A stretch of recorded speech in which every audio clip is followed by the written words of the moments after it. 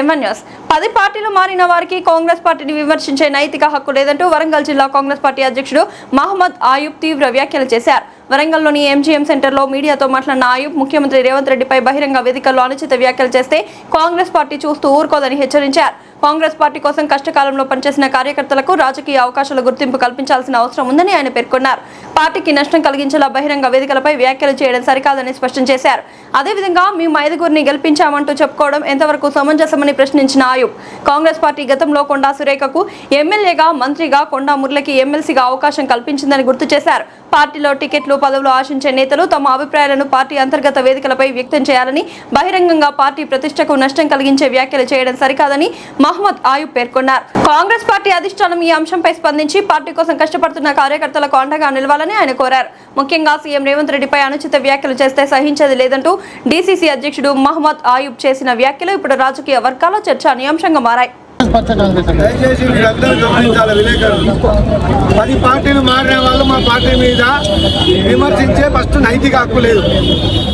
2014లో Congress party ticket ఇవ్వకుండా independent గా పోటీ చేసి మళ్ళా టీఆర్ఎస్ ఎన్నో ప్రలోభాలకు గురి చేసినా కూడా పార్టీ మారకుండా నిబద్ధతగా కాంగ్రెస్ పార్టీలోనే ఉండి ఇండిపెండెంట్ గా కాంగ్రెస్ పార్టీలో అధికారం లేకుండా చేరిన దొంతి మహారెడ్డి అన్నకు హక్కు ఉన్నది. ఒకవేళ విమర్శించే హక్కు 2011లో వీళ్ళు ఏ పార్టీ, 2014లో ఏ పార్టీ, ఇవాళ కాంగ్రెస్ పార్టీని విమర్శించే హక్కు వాళ్ళకు లేదు. ఇలా అచ్చ కాంగ్రెస్, పచ్చ కాంగ్రెస్ అంటారు. 10 సంవత్సరాలు కాంగ్రెస్ పార్టీ అధికారంలో లేనినాడు తూర్పు నియోజకవర్గంలో జెండా భోజనంలోకి ఎవరికి ఇలా అధికారం వచ్చింది? ఇవాళ ఒక దళితుడు భాజపాకి సదానందం అవపడతలేడా? చన్ను ఆలం అవపడతలేడా? బీసీ నాయకుడి నుంచి మంగళ సీన్ అవపడతలేడా? కొయ్యాడ ప్రభాకర్ అవపడతలేడా? మడిపల్లి కృష్ణ అవపడతలేడా? పద్మశాలి నుంచి దాసి రామదేవ్ అవపడతలేడా? కూర్చొని రవీంద్ర అవపడతలేడా? మైనార్టీ నుంచి అక్తర్ అవపడతలేడా? అధికారం కోసం కనీసం జెండా కప్పుకోవడానికి మార్కెట్ వైస్ చైర్మన్ ఇచ్చిండు. మీరా పచ్చ కాంగ్రెస్ గురించి మాట్లాడేది? కనీసం కాంగ్రెస్ పార్టీ 2018లో ఎన్నికల సందర్భంగా చేరినందుకు మీరు లైబ్రరీ చైర్మన్ ఇప్పించారు. ఇక మీరు వాస్తవం ఒకటి గమనించాలి. లైబ్రరీ చైర్మన్ వేదిక మీద ఉండి రాష్ట్ర ముఖ్యమంత్రిని అవమానిస్తా ఉంటే ఎట్లా ఉంటాడు వేదిక మీద? ఎవరికి ఇచ్చిండు? కష్టపడ్డ వాళ్ళకి ఎవరికి పార్టీకి ఇచ్చిండు?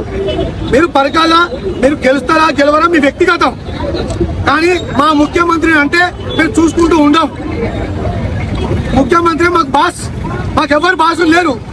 అవకాశం కోసం పార్టీలకు వస్తారు, అవకాశం కోసం పార్టీలకు పోతారు. ఇలా 5 మందిని గెలిపించిండ్రు అని అంటే పరకాలనే మీరు పోటీ చేయొచ్చు కదా. 2018లో మీరు అక్కడ ఓడిపోయినప్పుడు 2023లో అక్కడే పోటీ చేస్తే అయిపోయింది కదా. మేము వాస్తవంగా ఏంటంటే ఎంతో కష్టపడి కష్ట నష్టాలు కూర్చుకొని ఎంపీపీ స్థానం నుంచి రాష్ట్ర మంత్రిగా ఎదిగింది కొండా సురేఖ గారు. ఆమె అంటే మేము బాధపడకపోదు.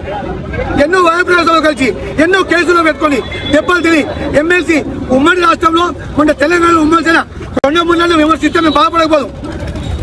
కాంగ్రెస్ పార్టీ అసలు కొండ సురేఖ గారి కంట్రిబ్యూషన్ అయింది. ఆమె ఎప్పుడు కాంగ్రెస్ పార్టీకి పనిచేసేది? ఎప్పుడు పనిచేసేది? వీళ్ళు జెండాలు మోసింది మేము, దెబ్బలు తిట్టేది మేము, 12 కేసులు పెట్టినది మేము, కానీ పదవులు ఎలా వేరేటోళ్ళకి వస్తాయి. మరి దీనికి మన నియోజకవర్గాల్లో మనకి న్యాయం జరుగుతుంది కదా, రాష్ట్రం దాకా ఎందుకు? మీకు నిజంగా కూడా పరకాల్లో పోటీ చేయాలంటే మీకు స్వాగతిస్తున్నాం. మీరు పోటీ చేసే హక్కు ఉండేది, మీకు టికెట్ అడిగే హక్కు ఉండేది, కానీ టికెట్ అడిగే హక్కు విధానం ఇది కాదు. గౌరవ ముఖ్యమంత్రి దగ్గర ఎన్నో ఆయన ప్రకటనలు చేస్తాడు, ఎన్నో అంశాలు లేవనెత్తాడు. మీరు ఈ విషయాన్ని ఆయన ఇంటికి వెళ్ళు, ఆయన ఆఫీస్కి వెళ్ళు అడగాలి ఉండే. మీరు 200 కోట్లు తిన్నారు. ఇది ఏం పద్ధతి ఇది? మేము కాంగ్రెస్ పార్టీకి నిజంగా కూడా డిమాండ్ చేస్తా ఉన్నాం. ఇప్పుడే ఆదిలోనే దీన్ని కుంచకపోతే రానున్న రోజుల్లో వరంగల్కు నష్టం జరగబోతుంది. కాబట్టి మూకుమ్మడిగా వాళ్ళపైన కఠినమైన చర్యలు తీసుకోవాలని చెప్పి కాంగ్రెస్ పార్టీ జిల్లా అధ్యక్షులుగా డిమాండ్ చేయడం జరుగుతుంది.